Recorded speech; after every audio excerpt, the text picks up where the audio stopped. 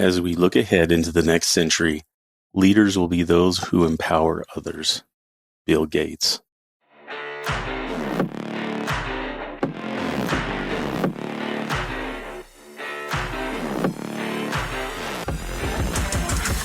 What is the language of leadership?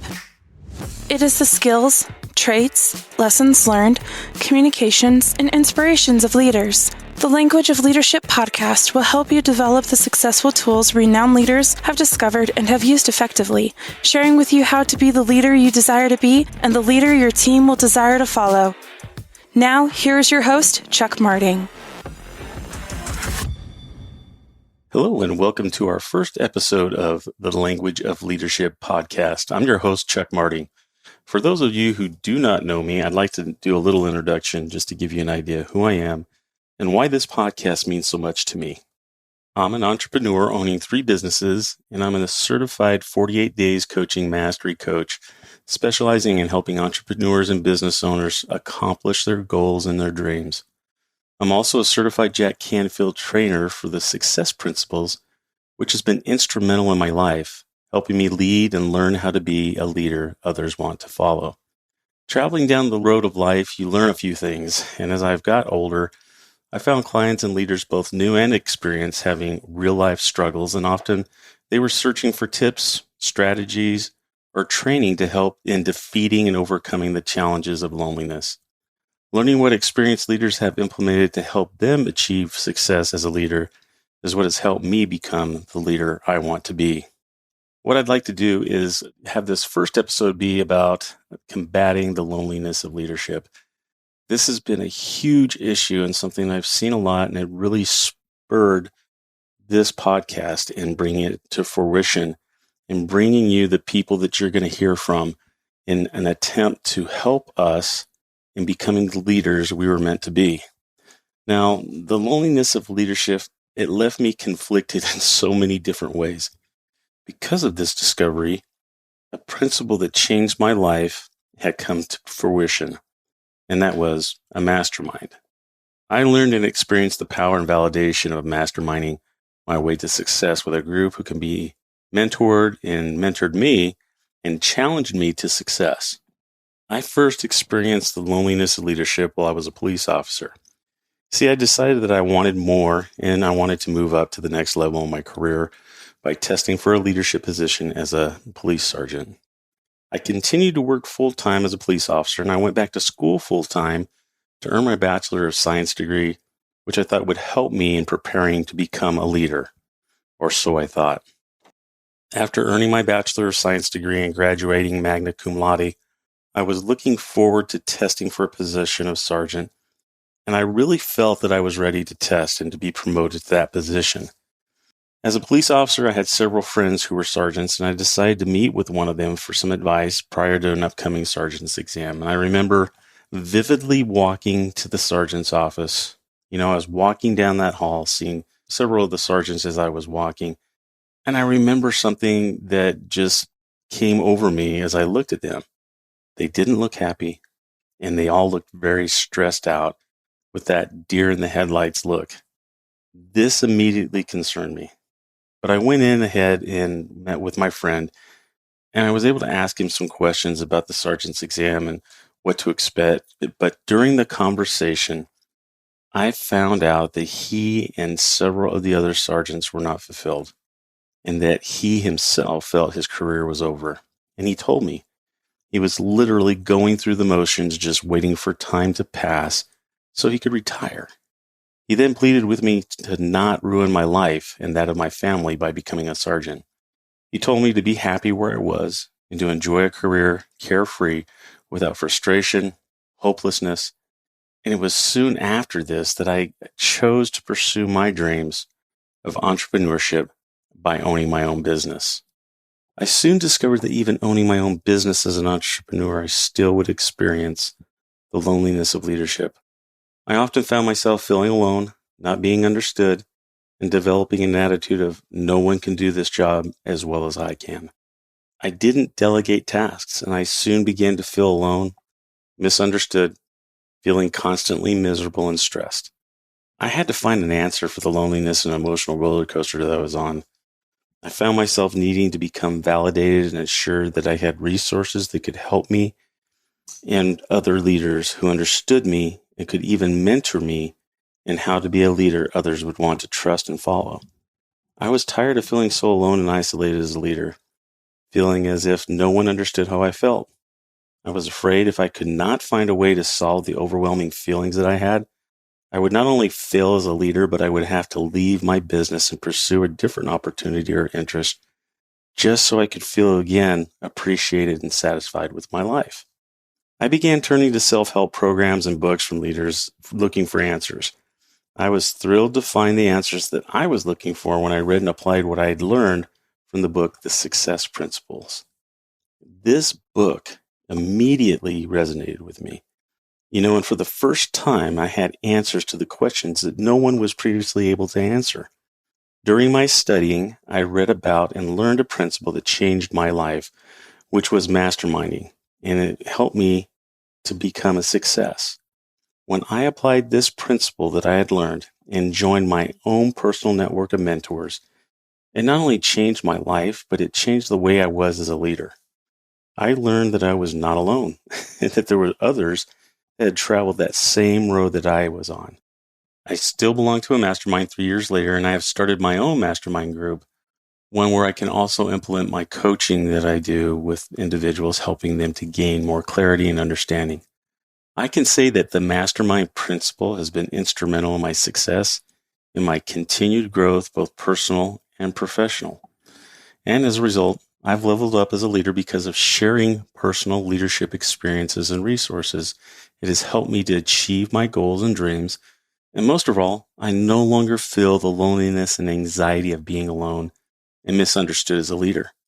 According to people we lead, we're not supposed to have the same struggles and issues that an average person has.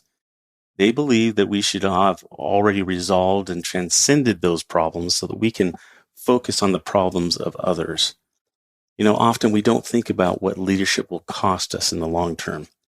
In the short term, leadership may appear glamorous and financially rewarding, allowing us to live a life like a boss. But in the long term, we're often living life behind a series of masks that keep everyone else happy. As a leader, we find it challenging to be our authentic selves when the people we lead aren't authentic when they are engaging us. There have been times when I've walked into a room and the people instantly changed whatever they were saying and doing. As leaders, we're expected to be always available and in all seasons to minister and attend to the needs of others. We're also expected to be compassionate, to have a heart for the least and the lost. We're supposed to care when no one else cares. The people we lead want a strong, decisive leader who will come to the table with solutions to the problems at hand and make the tough calls.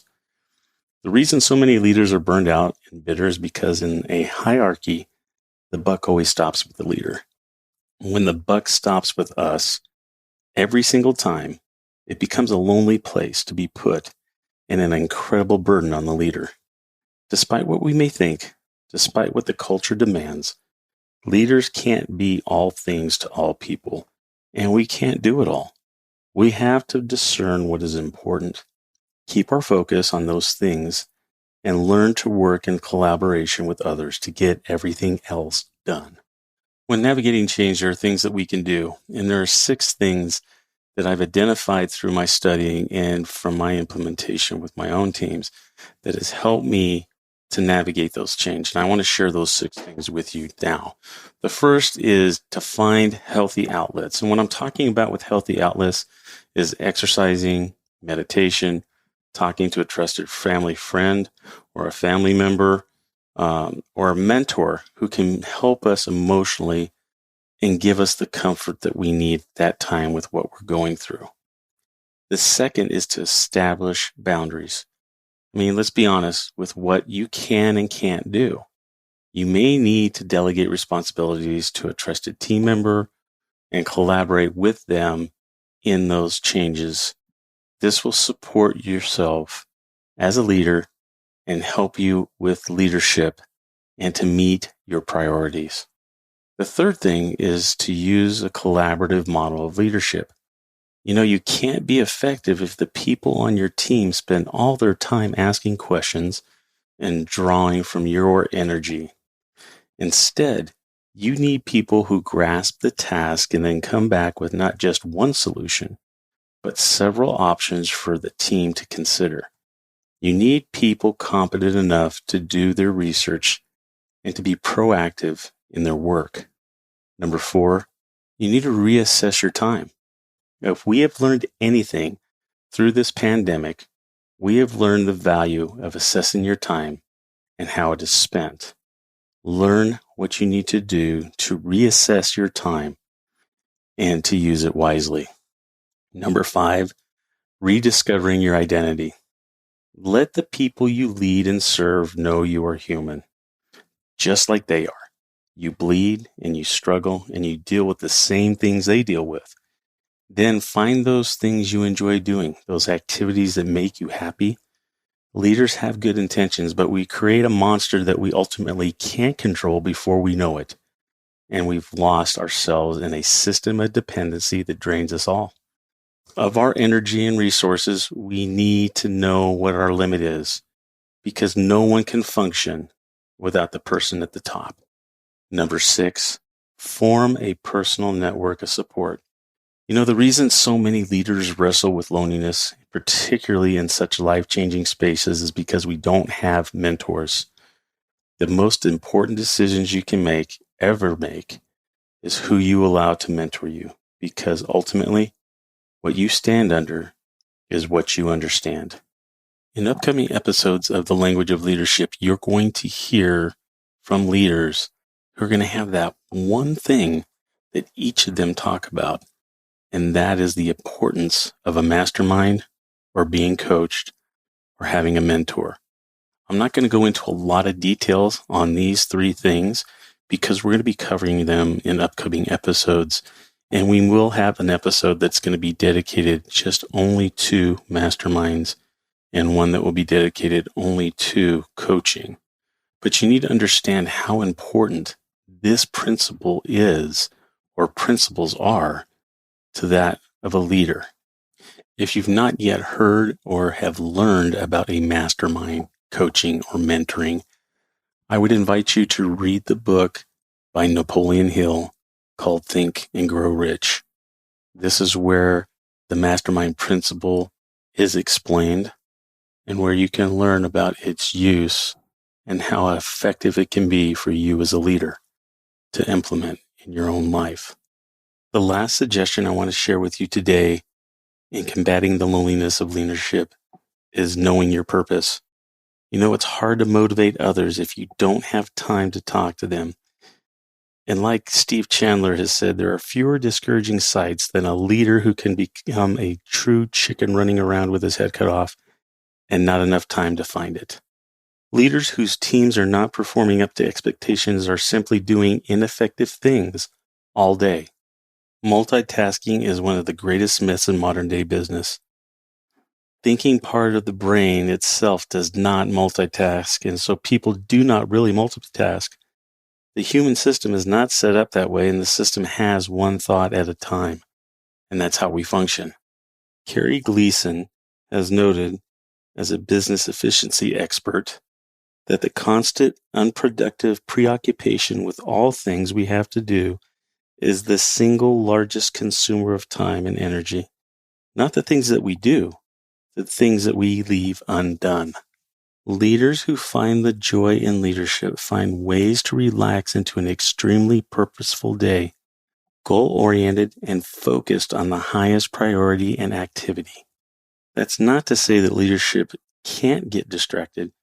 And sure, some people call them and problems come up, but they know what to return to because they know their purpose, because they choose it. And in the end, that's the kind of leader that is admired and followed. The language of leadership will take you on your own journey of becoming the leader you've always wanted to be. Each week, we'll be talking to leaders that you may recognize by name and others that you'll tune in just because you do not know who they are. One thing that I can guarantee you is that your leadership journey is that it will continue to be filled with the knowledge and understanding and direction that you've been looking for and will be eager to listen to and that you'll want to share with others. Thank you for being on the journey with me each and every week. And we're looking forward to being a part of your life and your leadership and learning the language of leadership and how it will effectively help you, not only in your personal, but your professional growth as well. To reach out to me here at The Language of Leadership to suggest a topic, or if you have a question, you can reach me at chuck@learningthelanguageofleadership.com. You can also find us on Facebook at Learning the Language of Leadership. All of this will be shared with you in the show notes at the end of the podcast. I hope you've enjoyed this week's episode of the Language of Leadership podcast. I want to leave you with one thought before we leave, and that is this. Remember, the language of leadership is an art. It is why your team wants to follow you. Take care. Thanks for listening to this week's episode of The Language of Leadership. This podcast is dedicated to help you navigate your leadership journey. You will learn the language and skills you need to be the leader you want to be. Remember, the language of leadership is an art. It is why your team wants to follow you. Take care.